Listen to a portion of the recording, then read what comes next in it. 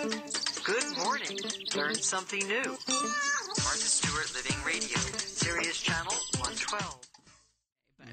So what's your secret for huevos rancheros? Well, today I'm actually making a recipe from the magazine from about '03. That magazine being Everyday Food Magazine, where Caroline Rakunis is an assistant food editor. Yes, and so this is actually just a really simplified version. I think this would make it much more, every day. Yes. But what I'm doing right now is just peeling some avocados, just get it out of the way. What are the essential ingredients for huevos rancheros? Well, again, depending on what recipe you're using, but this one, I've made a ranchero sauce before I came here in a blender because I thought that would be, a less attractive noise to hear on the air. And what makes it a ranchero sauce? This one is just a 14.5-ounce can of tomatoes, 1 small onion, a large clove of garlic, and a seeded and ribs removed jalapeno pepper. So it's mostly a tomato sauce? Yes. It's essentially a tomato sauce. It's like a ground up salsa, essentially. Mm-hmm. And that's what pico de gallo, essentially. When we say huevos rancheros, it's referring to the sauce that goes on the egg. Yes, and this is a rancho sauce.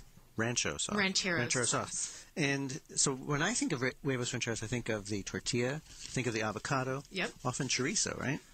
Yes, it can involve chorizo, but it definitely always involves a tortilla on the bottom, usually fried eggs on top, some sort of usually refried beans, which is not going to involve today, unfortunately. And this is a very fresh sauce. Sometimes it can be in New Mexico. It's tend to be like a red or a green salsa that you choose from. Mm-hmm. They call it Christmas, which I think is fabulous. Red and green. And then I'm going to top it with some Monterey Jack cheese, but they also broil theirs. They tend to put it in a heat-proof. They compile it in a heat-proof vessel and then throw it in the broiler, so it's all ooey gooey and really amazing. Hot. Yes. Is that a cazuela? Yes. Mm-hmm. That's one of the vessels that they can use. You could use a cast iron skillet, although eggs are slightly tricky in that sometimes. Now, I see you breaking them into a bowl. Are you going to fry these eggs? I'm actually going to make scrambled eggs because that's what this recipe calls for, and it's slightly faster than making to-order sunny-side-up eggs. We thought you were just going to come in and take our order. Were you not understanding that? Yeah, definitely not for me. 17 minutes past the hour on Morning Living. That's the sound of eggs getting scrambled for our huevos rancheros. So I'm going to start doing my assembly here of essentially just putting all this stuff together. I wonder if one of those cheeses that Adrienne Mercia brought would have worked in this. Maybe that sheep's milk cheese. We should have asked her to leave a couple of those cheeses behind. They were great. My plate still has a little bit on it. Well, I think you could use the cheddar.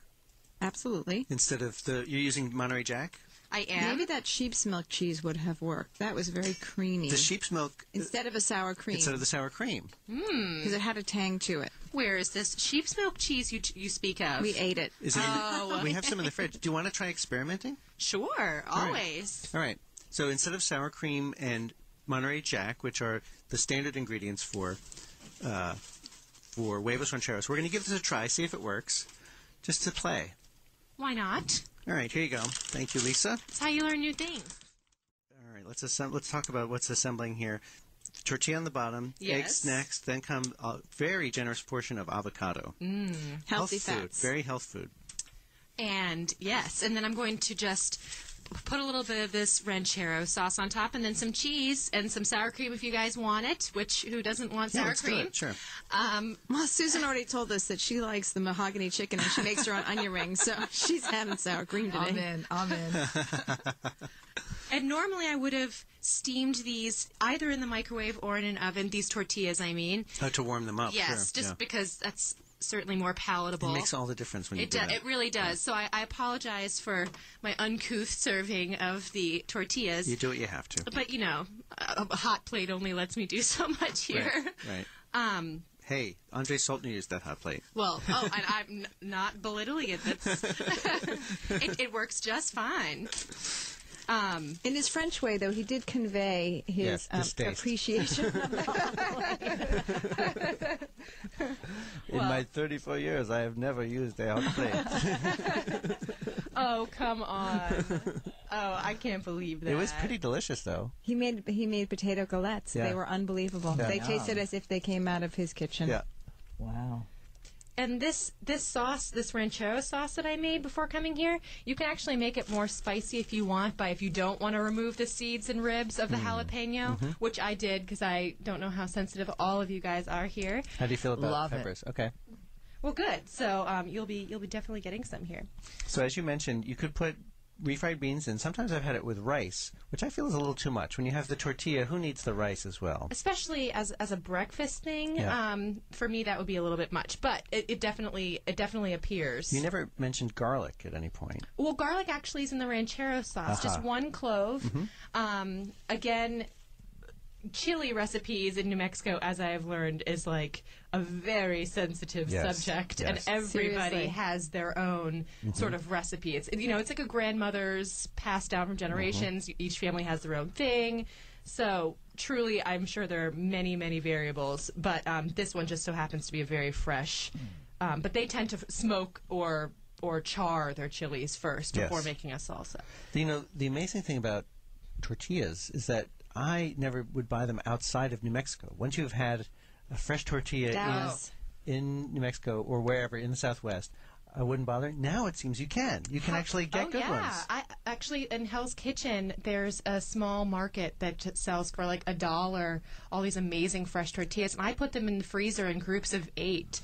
So that I can have them on hand, thaw them, and have them on hand whenever I make anything having to do with Mexican food. And people say that if you're concerned about the glycemic load of different kinds of foods, that tortillas are much better than bread. They don't have yeast. They're not. They don't have sugar. They don't have that same sort of effect on your insulin. They're naturally just, I think, a lower fat food in general.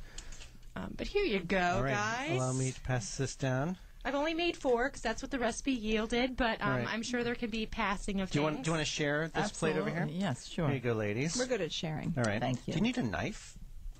Maybe I think a couple so. of knives? I think in this case. Up There you go. here. Okay, there So we this go. appears a little bit more like a Yum. breakfast taco or something, but in fact, it is a huevos rancheros that normally I probably would have, like I said, put it in the oven to broil a little bit and get a little bit more mixed together, homogenized. Thank you. Here you go, Ben. Okay, I'm going to cut in half. I hope you're should I not hungry. have said that? Well, it But is you'll have to. breakfast time. I don't know if you have enough of the ranchero sauce there. If you You can want still more, share. I have some more over here. That's the kind of thing that you can eat on anything, I think. Oh, I Ranchero love sauce? it. I love Yeah. it. I love tomatoes. Anything tomato. Well, you've come to the right place. Yes, Yeah, really. And this sauce has been actually lightly cooked, so you're not going to get that raw tomato flavor. I just cooked it a little bit to thicken it up and take away that brightness. Delicious. I have to say, I think this is my favorite breakfast preparation of the egg. Huevos rancheros. More than anything else. Egg with a lot of stuff. Yeah. Huevos rancheros is definitely by far my favorite breakfast food. And it's only been the last few years that we even were introduced to huevos rancheros outside of the southwestern U.S. Yeah, no, definitely. Now, I mean, in the city, certainly you'd be able to find it somewhere. Everywhere, yeah. Can you pass the Corona, please? It might be a little early. Well, somewhere it's not. Somewhere it's 5 o'clock. Susan Asher of the Asher Group and Caroline Markunis of Everyday Food Magazine making huevos rancheros. I'm Dean Ulster with Betsy Kretnick. We're taking your calls. Maybe you have your own twist on huevos rancheros that you want to share. It seems as if there's a lot of room for, improvisation. Sure. So we'd love to hear it. Call us at 866-675-6